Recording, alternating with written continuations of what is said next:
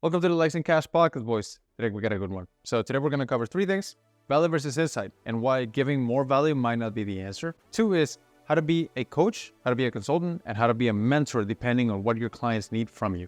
Right now is churn season. People are leaving.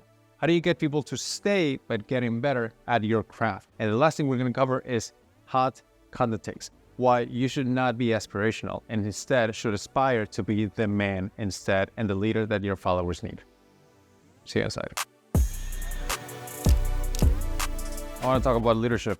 So often I see followers, I see like content creators want to lead, but they don't know where they're going. So often when they come up with the problem of, I don't have good engagement, people don't believe me, people don't treat me like I wish they treated me, I think it's often because, it's because you don't know where you're going. So I realized that my marketing, maybe, I don't know if you've seen this with your clients, my marketing is strongest when I put out openly what I believe in and what I want for the people I work with.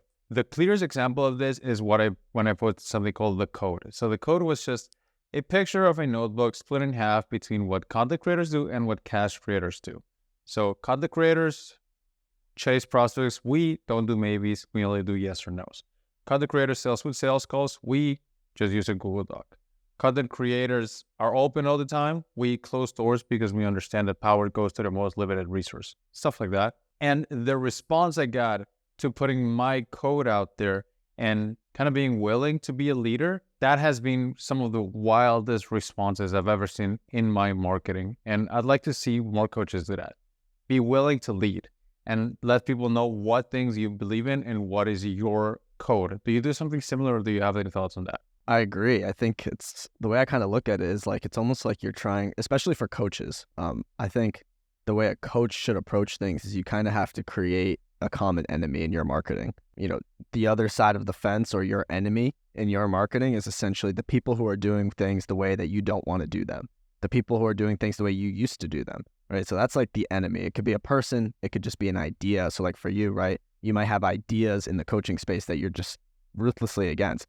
And I think your marketing then has to be essentially, it's almost like, and this is how I do mine, it's almost like I'm trying to unfuck my prospects. It's like, I feel like my prospects have these common beliefs that were given to them from some guru or something. And basically all of my marketing is to unfuck those beliefs. So for example, a practical example of this is that I think that you should use viral concepts and viral frameworks in your content and then just add your own unique spin. But there was a lot of really bad guru marketing out there where it was like, you shouldn't do anything that's platitudey or anything like that. And the most famous one that I've talked about is the top 10 books, right? It's like, you've seen a top 10 books video from Layla Hormozi, Cody Sanchez, Alex Hormozi, Patrick Bet-David. What do You've we get? What is it? Minute 2? Since you mentioned the Hormozi, 250. Almost broke your record. But it's just because they're the big ones, right?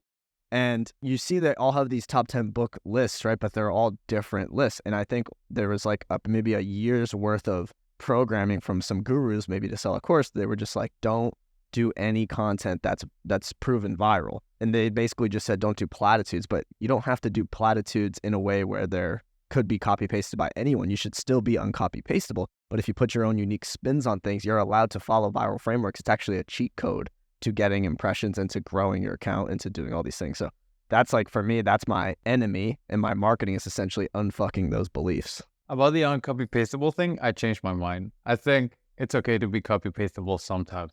I changed my mind as I often do. This is the nuance and change your mind podcast. Yeah, that's right. This is the we don't take accountability for our own beliefs podcast.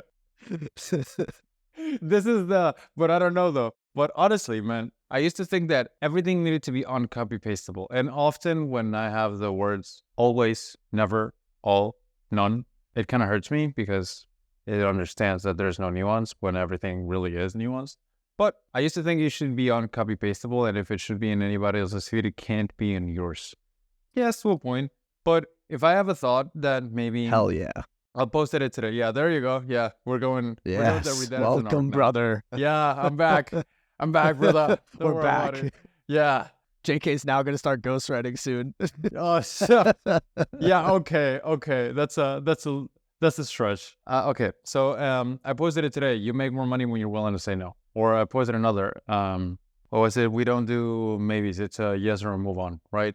You could copy and paste that, right? You could copy and paste that and you'll still be okay. But it is something I truly believe in. So I think that when I said everything should not should be about you, and you shouldn't be in a position where anybody can copy paste you, that was kind of exaggerated. I changed my mind on that. As long as you believe in it and it's true to you and you live through that code, which is something we can get into later, the importance of living your message more than telling what your message does. But yeah, I was wrong. So I admit it. Sorry, guys. I just think it should be if we are remembered as anything on the podcast, I want it to be the podcast where we're not like hard stuck on these like constraints and beliefs. I think that we're both really good at this kind of like first principles thinking where we're just like, we just kind of say why to everything. Like we never just get stuck in our own ways. And I think that's important because especially in content, we're both in the content game at the end of the day. It changes so fast. Like what we were doing in 2021 is a lot different than what we're doing now. You know what I mean? Like look at the threads that we were writing, even on my account on 2021, 2022 versus now. It's like the content game changes so fast. So like, I feel like it's important as, you know, a partially content driven podcast that we have that nuance. I think one of my gripes, one of the reasons I stopped listening to a lot of podcasts is because sometimes I feel like they're too much stuck in like, you need to do this. It's this way. It's this way. I know you've always said this too. And like it just gets in your head, right? So I think the nuance is important. That's important. What you said there is important. It tells you that things are black and white, or like they start programming into like weird beliefs. Like I'll tell you one thing, like, you know, this whole status game versus what is it? Naval calls it zero-sum games and positive-sum games. So zero-sum games is which Marcus and I can't win at the same time. You're 1 and I'm 2. Positive-sum games is where we can both win. Entrepreneurship is a positive-sum game because, you know, everybody can win, right? But I was watching the Formula 1 Season 6 series on Netflix. And now that I kind of, you know, I've been like off that, now that I got back into that, I kind of see what they're doing. It doesn't pass for like 5 minutes before anyone saying Formula 1 is brutal. Everybody's coming for your place. People are going to take your spot. If you don't perform, you're out. It is this constant reminder of zero-sum gaming. And when you listen to people who only talk in black and white, it starts tainting your view into only seeing black and white, which is like super bad. Like it feels off, right? So this is why I'm big on listening to nuance, but nuance is not sexy. Nuance doesn't sell, so it feels uncomfortable. People don't want to do it. Yeah, it's funny. I've actually a practical example of this for me, and I always struggled with it because I kind of grew up playing video games a lot, and I always heard a lot of people saying, if you play video games, you're not going to make money. You can't play video games, you can't do this. And then eventually I got to a point where I was like, okay, but I'm starting to read these biographies, and I'm like, well, Elon Musk like stayed up all night and played fucking video games, and he's like a trillionaire. Like, what's going on here? Like, who's lying? And what I realized is it's not, neither answer is correct.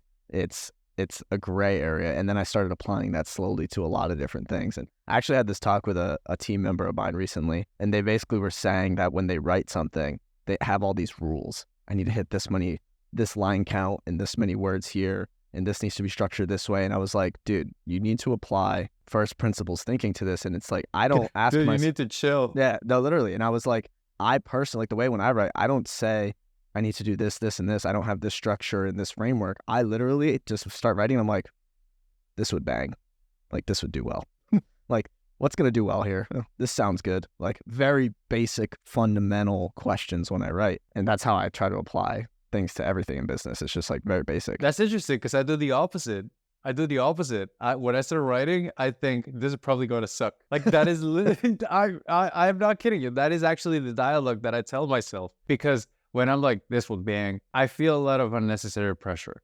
When I'm like, this is going to absolutely bomb, it's nice because like I find that the faucet is on and I can keep writing. And yeah, I think now that we're writing 1,000 posts a month for, almost 2 years now, it's just like so removed from the outcome. I'm like, I almost know exactly what the averages are going to come out to over a long time horizon. Like, you could have a viral thread today and then not go viral for 6 months and then have a viral thread in August.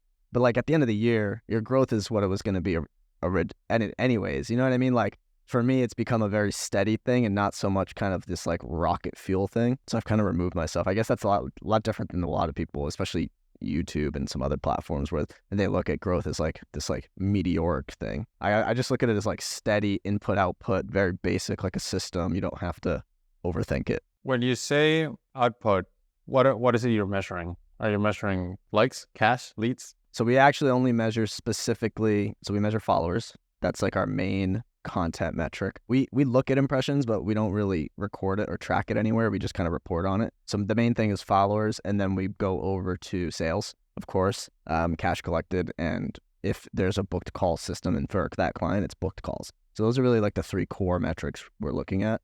So then we can do cost per follower, cost per call, and ROAS, and all those things. I think it's creative on this one. Let's talk about today how we write. So I'll start with how I write, and then you go over how you write. So I find that the way it works for a lot of people with writing is actually, you guessed it, the MBTI personality test. So if you haven't done that, it's very important on this podcast. So we did the MBTI personality test, and Marcus and I are both a P. So P at the end means prospecting. So prospecting people are basically people who like to fuck around and find out. J's are usually people who like, the whole Notion dashboards and the spreadsheets and Excel.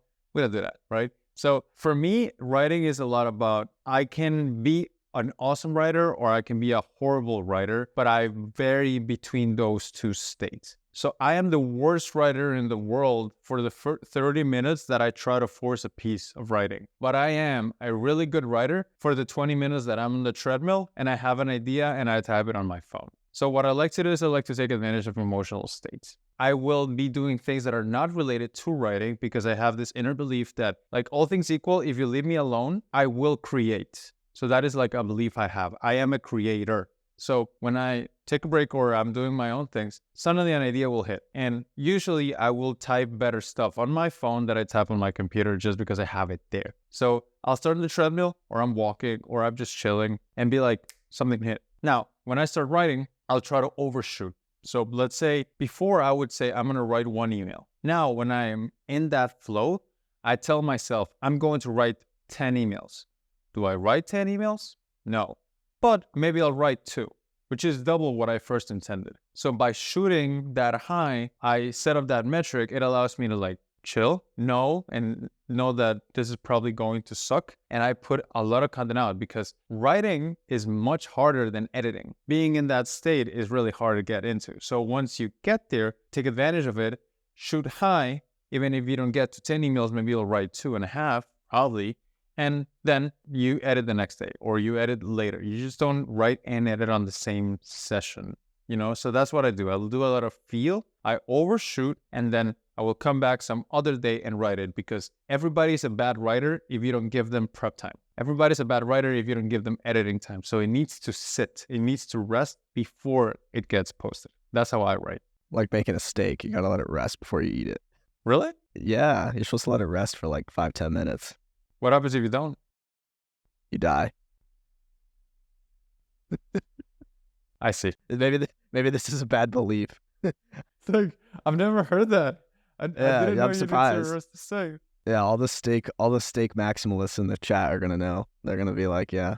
But what you said about kind of when you're getting all of your creativity when you're on runs and stuff like that, it reminds me, I don't know where I read it, maybe you'll know, but it was essentially you have to have kind of like multiple different modes, right? So the editing mode is obviously that final phase, but before you even write is kind of having some sort of diet where it's like an information kind of creativity diet.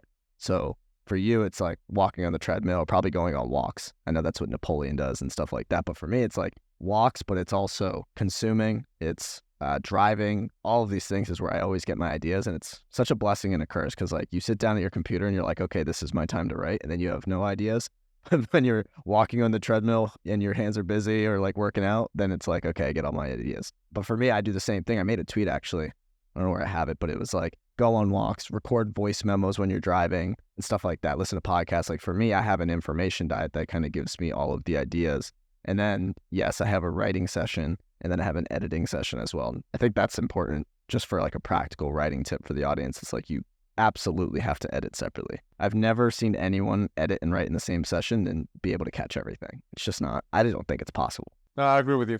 I'll give you another practical tip. When you write, you're only allowed to think about people who have given you money. Some of the worst sales copy is when you think about people who have not given you money. The leads, the wishy-washy, the maybes, the no's, the tire kickers, because they make you needy or defensive or aggressive. And that's when you mess up the writing. Like writing copy for me is easy because I only think about people who have already given me money. I only think about clients. So when I write, it's like a conversation or I'm reliving a conversation that has already happened in the past. You can only think about people who have given you money when you start writing. Key. Speaking of sales copy, I have a question for you. I think I've heard at least 2 or 3 people say they really like the likesayingcash.com landing page that says like super basic coaches and consultants only, join, I don't know, 20,000 readers, whatever. What is your thought process in terms of like simplifying things when you're writing sales copy or writing anything? Because I feel like you're really good at like dumbing things down to the most simplest form when you write. And that landing page, like I said, I think at least 2 or 3 people have said, I really like this landing page, likesayingcash.com. I appreciate it. I try to make my offers very touchable. I like making things touchable. And what I mean by that is when you give people something touchable, it's easy to get them to point at it, which relieves their anxiety. And that is the feel-good feeling that people get. An example of this is I used to run an offer workshop. I said, okay. But then I changed it to the $2,000 offer template. And I made it really nice in Excel, so at the end you could leave with a template, something touchable. I also used to have it was a reduce your no-shows training, right? So reduce your no-shows training. Cool. But then I changed it to something touchable, which is the Calendly kit. This is a kit, you copy and paste it to your Calendly and it reduces your no-shows. I used to have like content training, but then I said, at the end of this, you're going to have 3 weeks planned out in this nice content calendar with all the posts you need to make. So you can leave with something tangible, touchable that you can grasp. So every time I sit down to write, I think about what is something that I can give that is something people can point at. Because if they can point at, it relieves anxiety, which will make them like it more. I have a hilarious example of this. And I feel like one thing that you're good at doing is kind of almost like naming things. It's almost like it's essentially branding. And this is, it's funny because you're saying pointing, wrapping paper, etc., but it's branding. You're really good at branding. By the way, I like the logo. I know you didn't like the emoji. For context, for people listening, I told him he should go to the emojis. He didn't like it, but he figured out how to, once again, simplify it to its dumbest version. And what is it? It's like, I don't even know. It's just black. Yeah, black and white. $sign doesn't equal heart. Likes. That's the like right there. But essentially what you're good at is branding. One thing I did is I had 2 different auto DMs. So originally you might have seen this. I called it the ultimate Twitter swipe file. And it kept going, like it kept working over and over. I probably gained like 4,000 followers from it and like probably like 4 clients. Like it was crazy for me. And I recently did another one. I just called it like a viral swipe file. It's so bad because it didn't have the branding. It didn't have the wrapping paper. It was just a viral swipe file. And the other one was the ultimate Twitter swipe file. And that one probably had like 1,000x of performance. It's just insane. So I recently got kicked in the face with this. You need to put the wrapping paper and the branding on it if you want kind of like peak performance. 100%. Like today I was working with a guy on his offer. He has the sales dojo, right? So he said he will give you the samurai sales script or like samurai OS that has allowed him to close however many books. But he said, but I need people to find their own style. I can't just give them the sales template because if then people will copy it and it won't be effective. So I said, okay, check this out. Instead of calling it the samurai script, what we're going to do is we're going to give you the samurai script so that you can have your own Ronin script. You're going to go rogue with your own style. Dude, and I know it sounds silly, but it's awesome, man. It fitted so good. You want to brand your stuff even if it sounds silly. If you believe in it, it's not stupid. Ooh, next podcast, we should have a segment on, have you seen this new show? I haven't watched it yet. This new show that just came out called Shogun. No. We're Gonna Die. So it's this new show called Shogun. It's out on Hulu. It just came out yesterday. It has like some of the best actors. It's like basically a Game of Thrones level samurai show, and has 100% rating on Rotten Tomatoes, like a 100 rating. It's supposed to be that good. I think we'll both love it, especially as I know we're both big into that culture. So I think we're gonna have a segment on the next podcast talking about it, and we'll see if it's overrated, underrated.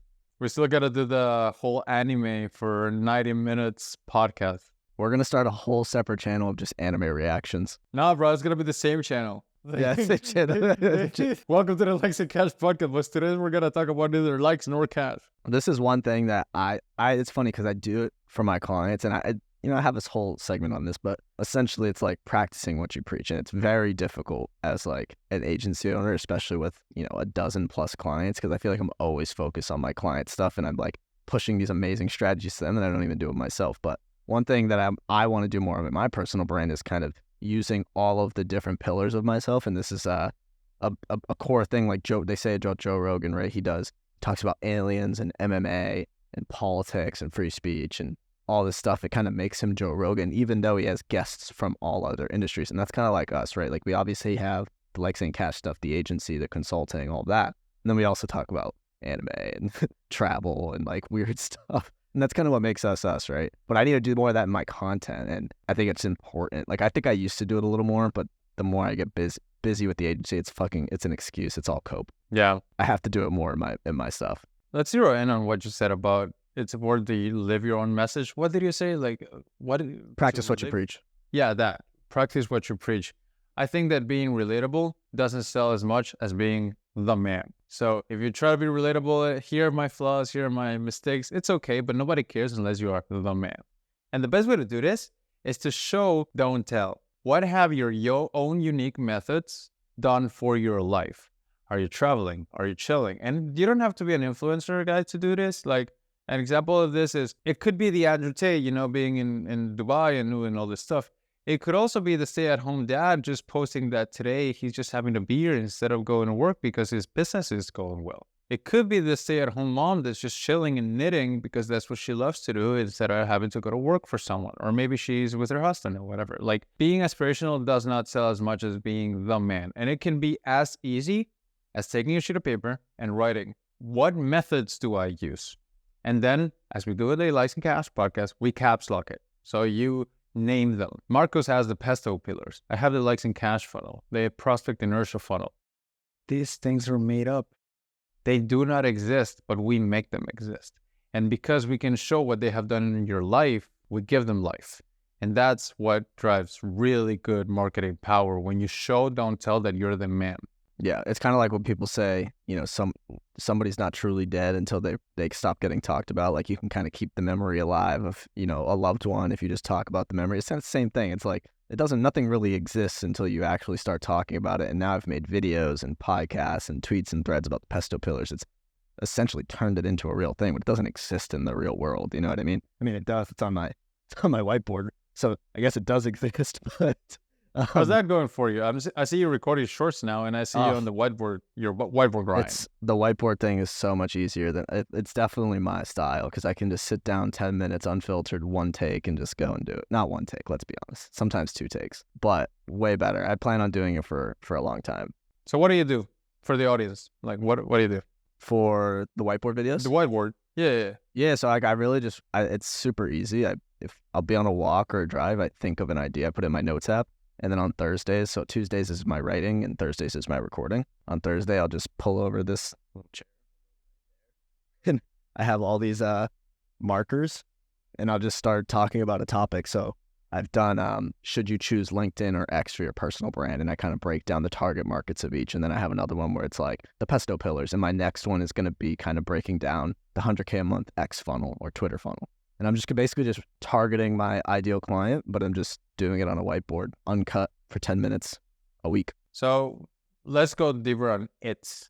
I think that when you do those kind of stuff, it will work excellent if you give away insights, but it would bite you in the ass if you give away value. If you give away your exact DM scripts, like I did and I regret it, right? And if you gave away your own templates for a post, you would only attract other sellers. But if you gave insight on why LinkedIn matters, why the pesto pillars matter, that makes a lot more sense. So when you say do it for 10 minutes, what is it? Yeah, so for example, and I wish I could bring the camera over, but like for example, I have the 5 pesto pillars, and in the video, I don't just break down what the pillars are and what you should write. I break down what they actually do. What are the insights on what are they actually? So for example, personal and expertise are typically going to grow your audience. Social proof is typically going to convert your audience to sales. The trending and opinions is typically going to get you more eyeballs and impressions. So personal expertise is going to convert followers or impressions. Trending and opinions is going to generate impressions. And social proof is going to convert those followers. So it's kind of like a 3-step process. And all 5 you have to incorporate, in my opinion, to do all 3 of those things. And that's how you kind of, there's a lot of people I feel like got stuck on just growth or just sales or just impressions. I'm like, you can't do one of the 3 if you want to make money. You have to do all 3, in my opinion, to have a good, profitable personal brand. And it kind of goes back to like the showing weakness thing. I just thought about it. I'm like, I feel like if you're trying to monetize now, you shouldn't show current weakness. But I think you can show past weakness, like your story. Like for you, when you were a $200 virtual assistant, that was weakness, but you've already overcome it. So you're using it as the hero's journey. But if you're still at step 1 of your hero's journey and you want to be an authority now, you definitely cannot show weakness, because now people, they might follow your journey, but you're playing the long game, brother. Like you're talking about monetizing years down the line, because you still have to overcome that weakness and become an actual authority. So I think if you're going to go like the documenting my journey route, you can show weakness, but if you're trying to monetize today, you should show past weakness that you've already overcome, but don't show any current weakness in terms of maximizing sales. And that might be controversial, but That was so fire.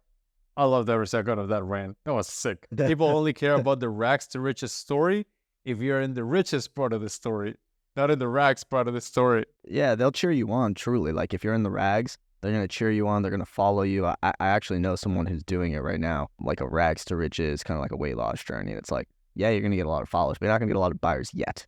You'll get buyers, but not yet. You have to actually hit the riches. You said they are gonna cheer for you. For now. It's important who they are. Yeah. Who are they? I think they are other sellers. Yeah. Which is not the people you want. So, you know, the whole indie hacker, the whole building in public guys, you know who follows them? Other indie hackers. They're indie Other hackers. building public guys. Let's struggle together. Yeah. Let's all be broke together. Just like when one guy gets success, man, I'm not gonna get deep into that. But you know what I'm saying? Like you gotta achieve something. Like be the man. And people think it has to be like something like really remarkable. If you're at 5K a month, somebody at 1K a month, you're their hero. If you're at 10, somebody at 5, you're their hero. It's people try to be Dan Coe or Justin Welsh. It's like, let's take it by steps. Yeah. Like instead of thinking about how to become the guy, how can you become the guy for somebody behind you? Yeah, like for example, if you do the whole documenting my journey indie hacker thing, and you start at 0, you build this big audience, 10K followers, and then you finally announce, I'm at 10K MRR.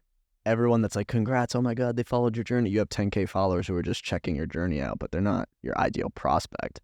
You know what I mean? Your SaaS product probably isn't for other indie hackers, right? That's the nuance, right? Is your SaaS product for other indie hackers? Yes, no, maybe. If yes, then congrats, you're one of the few, but most likely not. So that's why if you're going to actually do it, you should build an audience of people that are going to use your software, or people are going to use your program, or et cetera. So for me, I'm always trying to build. We talked about this last time. Yeah, I'm trying to build an audience of like business owners, CEOs, et cetera, not agency owners, which is why I rarely talk about building an agency. You know what I mean? And that's important. I think it's nice to have those, like the my story stuff, but it's such a small subsegment of what I'm trying to do. And I know it's not going to convert any of the sales. What's converting the sales is, here's the case study of how I did this for a CEO. Here's the case study of how I did this for a business on X.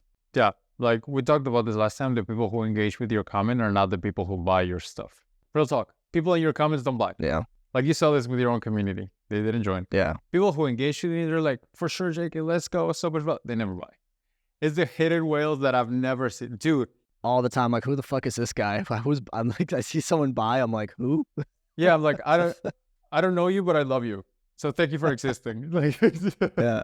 Dude, this happened twice in the past week. I onboarded clients that I blocked. They were blocked. And they're like, JK, by the way, like, can you unblock me? I'm like, fuck. Yes, I'll unblock you. Don't worry about it. Like, they keep watching this stuff.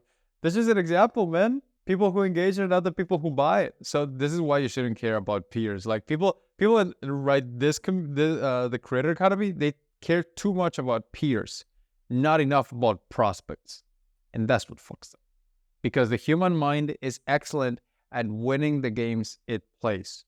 But if you play the be famous game, you're gonna win that game. If you play the be rich game, which in my opinion is easier, you're gonna win that game. And it starts about choosing the game.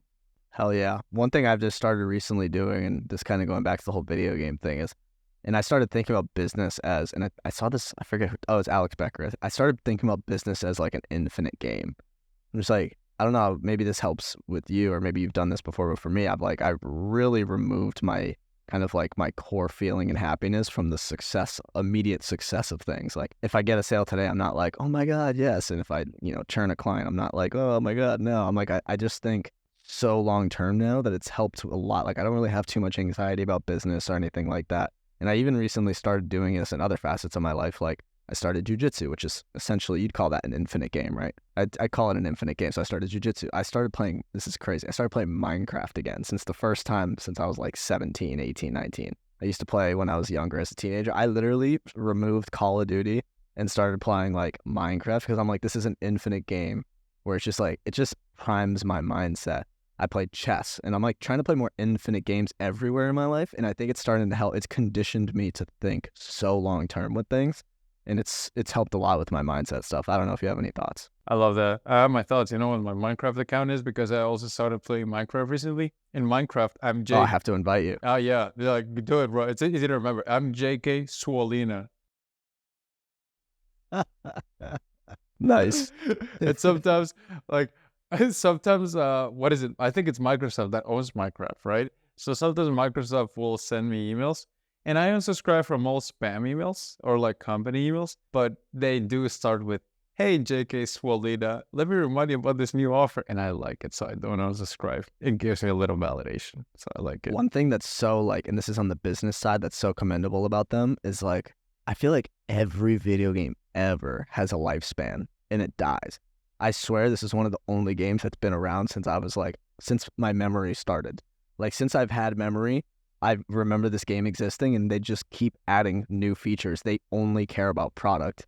Like they're on they go 1.1, 1.2, 1.3 forever, like every year forever. Like that's how I want to treat my business. Like just a slight increase of the product, a slightly better, literally forever. And it's so until I quit business, you know what I mean? It's an infinite game. So I don't know if I'll ever retire. I don't know if you've ever thought about this, but I'm like, if I retire, then when am I going to play golf and look at trees? I don't know. Yeah, I've thought about it. Too young to figure this out. I have actually thought about it.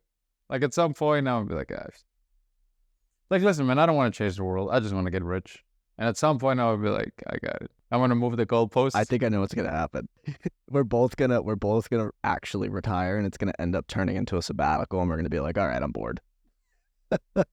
Probably. All right. Whether it's business or something else, it's gonna be something. It's gonna be like, I'm bored. Now I want to buy an F1 team. So let's fucking go. I do want to buy a soccer club. I want to buy an English, like a lower league team and just like bring them up from the trend. That's what Ryan Reynolds is doing. He's just like, I have so much wealth. Yeah, he has a documentary on it through Amazon Prime. It's called Wrexham. They've went from basically non-league to like, I think they're in the 4th or 3rd tier now and they're good. How much have they paid? Like, how much did he pay? I feel like he only paid in like the single or maybe like 8 figures. I don't know the actual number, but I looked it up and it's like, it's weird because the purchase price has nothing to do with how much you actually have to spend to keep it up and inject money and buy players. So how much is it? Do you have any insight on the economics? How much does running a football team cost? Well, the lower league teams, you can actually go and buy them for like, a few million, but, you also have to, it's going to cost you millions a year to run the team. And at the highest tier, it's, billions of dollars. Arsenal runs at a loss. For example, Arsenal lost 50 million last year. And they generated 450 million, I think, in revenue. The wage bill alone is 250 million. They're on track for profitability, and it's worth 10 billion. So it's just like a game where you don't make any money. You basically do it for increasing the overall value to either exit or never exit and just increase your net worth. It's so fucked up. I can tell that you're thinking more long term because in the beginning of the podcast, you said at the end of the year, X, Y, and Z. Like, yeah. people say at the end of the day, you're like at the end of the Yeah. year, kind of nice. Yeah. I like it. Yeah. And now it's like at the end of my life, at the end of my lifespan, in my next life. Okay. Now you're entering into VC capital, like venture capitalists congratulating themselves territory. Have you seen that page? No. Bro, it's a page dedicated. It's called VC Brags.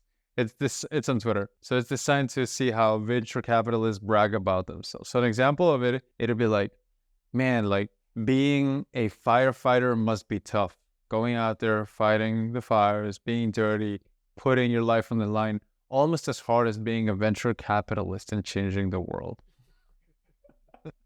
Changing the world one seed investment at a time. It's like, being in the trenches, responding to your emails at Starbucks. Like, do you use Reddit? I don't.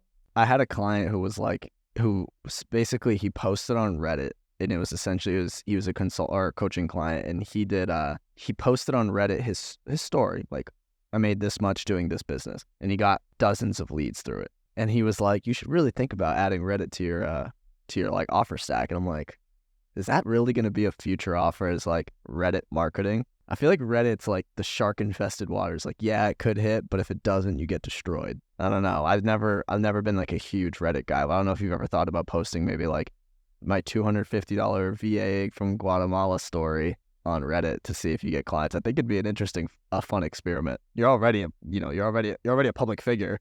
You already have hundreds of thousands of followers. What do you have to lose? I'm not against it, because my content strategy is actually copy and paste. My content strategy, okay, it goes as follows. So I start with email. I write a daily email, and then I will copy and paste it into platforms: Twitter, LinkedIn, Instagram, and Instagram. I'll add a picture of like a travel or whatever, and that's my content strategy. That's the entire thing. But I try to post it one day later, because if I post it the same day, like, kind of weird. And I do believe that people who give you more access to them deserve better treatment from you. So clients, I treat better than customers, which I treat better than leads, which I treat better than followers, and so on, right? This would crush. I don't see why it would hurt. Copy and paste it. It's Reddit. I think you should go to we're gonna have multiple segments on this next podcast.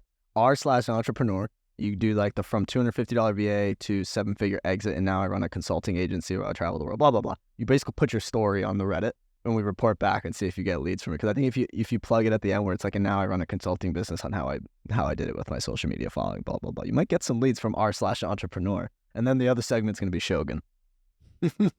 Done. I'm game. I like it. Done. Yeah. Oh, you know what it should be? Thumbnail. Ready? It's going to be the Shogun Warrior. It's like a super... I'm most excited for the show because they have the best costumes. Like, surreal. It's basically going to be you with the Shogun face cutting the Reddit logo. Hear me out. Hear me out. That'd be You're fire. cooking. You're cooking. I'm cooking today. I'm cooking.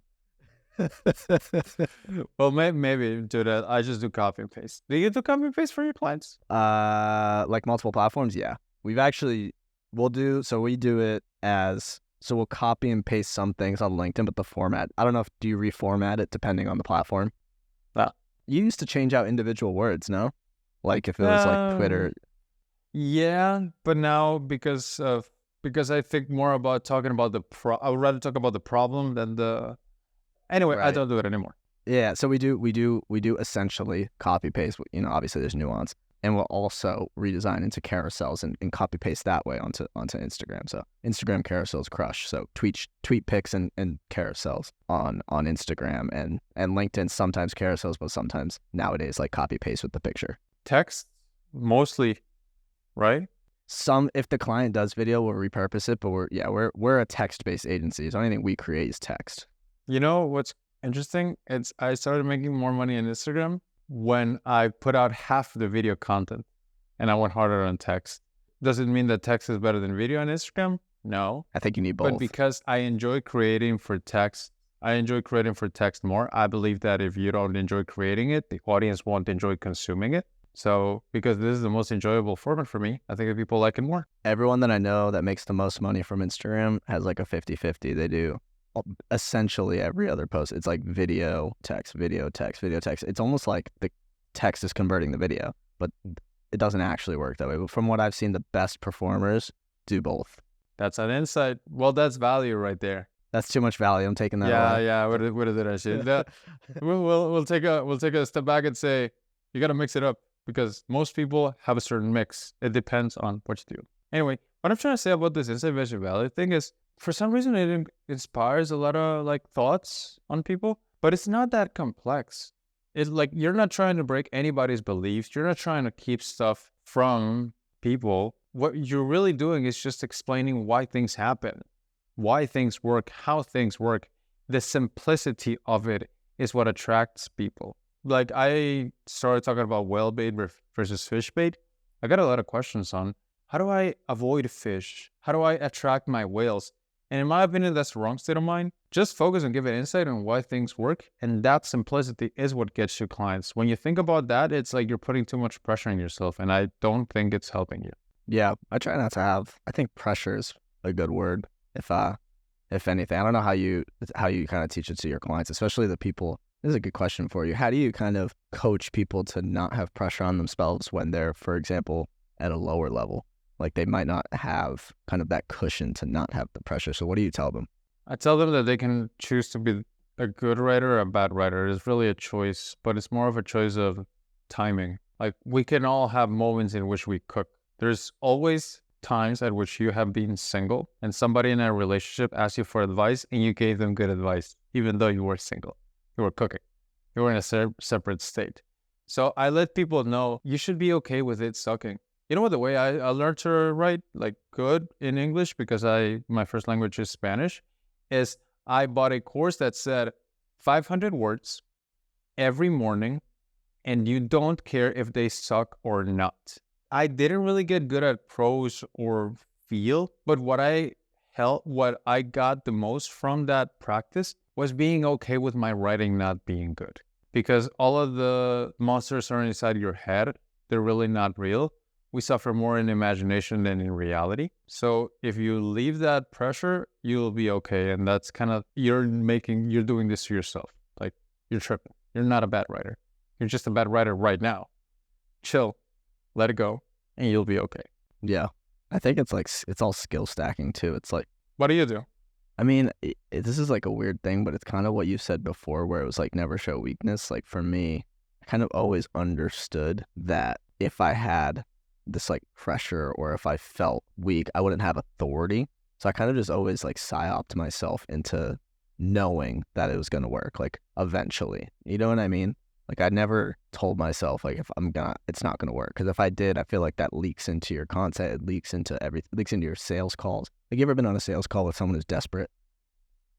It's like you get on a sales call, you can kind of reeks when someone really needs the sale, and it's a turn off, right? You got to get the ick. Like nobody wants to buy from someone who needs the sale. Same thing with content. It's like you don't want to write content from a place of like you need to convert this content. This content needs to go viral. It just comes off as desperate. So I feel like for me, I always just psyoped myself into not needing as much and just kind of just putting it out there and trying to do the best work and just knowing in my head that it was going to work eventually. And it did. You always had that. Like you're the same guy when you were paying more in costs than your rent, and now that you're rich in Miami, you're still the same guy. You're still detached. Still playing Minecraft, still watching anime. There you go. Well, you don't have the Naruto shirt, so I don't have a way to verify that, but I'll believe you. The Naruto shirt only got booted because of the Bali trip. I had to downsize my wardrobe, and I didn't have a storage facility or anything. It's unfortunate. I have a Naruto mug, and you can confirm because you were here and you used it. It was a nice mug. Or you saw it. It was a nice mug. You also have really nice coffee. Hazelnut smelling. That was awesome. I'll give you that. I cannot have it. I cannot have that coffee. Why not? I'm allergic to hazelnut. Well, you had a few sips. Did you die? No, I only smelled yours. Oh, really? You did a sip? Yeah. Oh, maybe I did have a sip and I was like, fuck it. I don't remember. Well, let me tell you, man.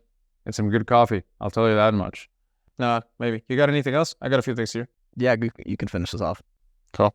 So I like to end in the distinction between a consultant, a mentor, and a coach. Because often this is a reason I don't like I tell my clients not to call themselves coaches or mentors or consultants or call themselves programs, because I feel like it puts them in a box. That's one reason. The second reason is I think it's bad for marketing, but I think it puts people in a box. And I think that it'll be helpful for people who are maybe right now in February and March, it's what I call churn season. People are leaving because their New Year's resolutions, they're dead, or they don't have any more motivation. So if anything, now is a really good time to get good at helping your clients. And I think this distinction was quite helpful for me, and I think it'll be helpful for people listening as well. The distinction between a coach, a mentor, and a consultant. So often you're going to be switching between these three. Coach is helping someone find the answer within themselves. So sometimes when you coach, people will give you a solution and they're like, what do you think I should do? A, B, or C? A coach would be like, what will you do if you were coaching yourself? And then you find them get to the answer themselves. This is helpful for people who are like too in the weeds, and you can tell that they need more belief than they need tactics. So if you let them find the answer themselves, then it's like they believe in their own answer, and if you validate the answer, they will go forward with confidence. Sometimes people need that. Second thing people might need is a consultant. A consultant is not as woo-woo. It's just telling you what to do. So people have a problem. Sometimes the answer is simple. You don't need for them to find the answer themselves. You can just tell them A, B, and C, do C. Easy. Sometimes you might need that, or the client might need that. And the third distinction is a mentor. A mentor is you doing the thing. So often I'll try to explain, this happens especially with content. Somebody will like ask me a question on content and I don't really know how to answer it and there is no definite answer. So what I'll do is, you know what? Let me just write it as if I were you. So I can mentor them through it. I can do the thing and they can kind of rinse my hands and my brain and see how the thing is done. So jumping between that kind of hat of consultant, mentor, coach has been hugely beneficial for me to deliver the result for the client, because I know that sometimes you might be adding value to your client, but you're not adding the value that they need at the time. You're being a consultant when they need a mentor. You're being a coach when they need a consultant. And if you can identify which one you should be at that situation, I think people will stay for longer and you'll just get better results. It'll be just a more enjoyable way in which you can make more money and your clients can get better results. Yeah, I just had this conversation like literally yesterday, and I kind of look at it as like a hierarchy. I think earlier on, you need kind of a coach who can teach you a lot of the specific things as you're a beginner.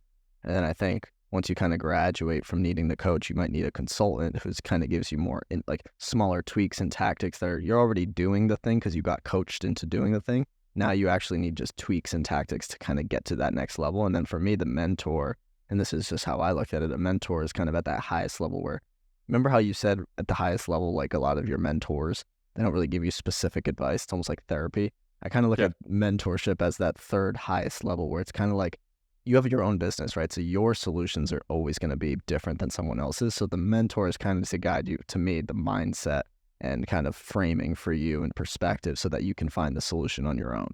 That's how I kind of look at it. It's like coaching is like specific cookie cutter, not cookie cutter, but almost like exact, literally like do this and you will succeed. That's a coach. Consultant is like, you should try this, this, and this, and make these adjustments to kind of hit that next level. And then mentor is like, you need to think this way and act this way and look at it from this perspective to maybe find the answer you're looking for. That's kind of how I look at it in three ways. Yeah, I love that. I think a good way to summarize this is sometimes giving people the answer isn't the answer. And you know what's cool too about this is I'm going to finish off with one more name dropped for the SEO, of course. I think it was Ty Lopez who said he had the 3/3 rule. Is it thirds rule? 30% rule, whatever. 1/3 of the time you spend should be people below you. And I think that's a lot of times it ends up being coaching because you're just telling them specifically what works. 1/3 of the time should be people at your level. And this is more social, but you can apply this to what we just talked about. I think a lot of times when you consult, it's a lot of times people like that are at a similar level to you. They just might not know what you know, or you might be doing it in an adjacent niche or on a different platform or something. So that's kind of like the consulting. And then 1/3 of the time should be spent with people above you. And that's kind of where you see a mentor and stuff like that. So it's kind of along those lines. That was a pod. That's the pod. Thank you guys.